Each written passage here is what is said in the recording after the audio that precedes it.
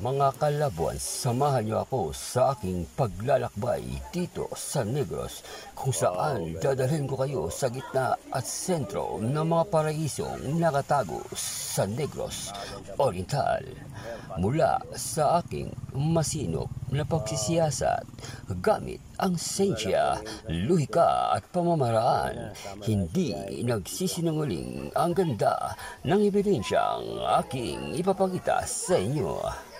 Sa kabundukan ng Valencia, may isang lihim na matagal nang nakatago, ang Red Rock Hot Spring.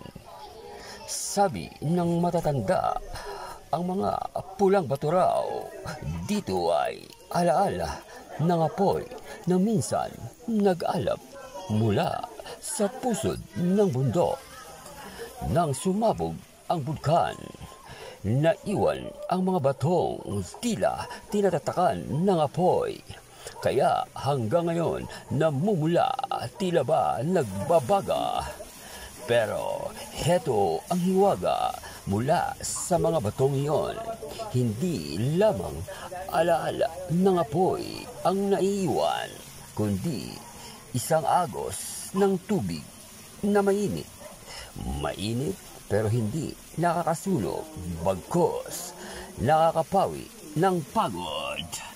Para bang mismong kalikasan ang nag-alok ng sariling spa, libre, natural at walang katulad. Habang ikaw ay nakalulubog sa tubig, nararamdaman mo na tila sinasalo ng init ang lahat ng bigat ng katawan mo. Ang bawat patak na dumadampi sa balat, parang boses ng kalikasan na nagsasabing, pahinga ka muna, anak. Sa dami ng laban mo, karapat-dapat ka ring magpahinga. At doon mo maiisip, minsan hindi lahat ng apoy ay wasak at lagim. May mga apoy di na nagiging biyaya. Ang Red Rock, saksi kung paanong mula sa abo ng apoy pwedeng isilang ang ginhawa at kapayapaan.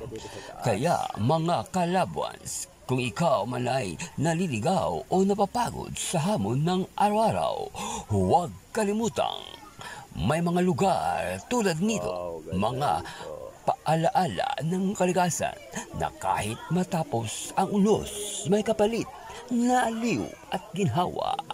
Ako po si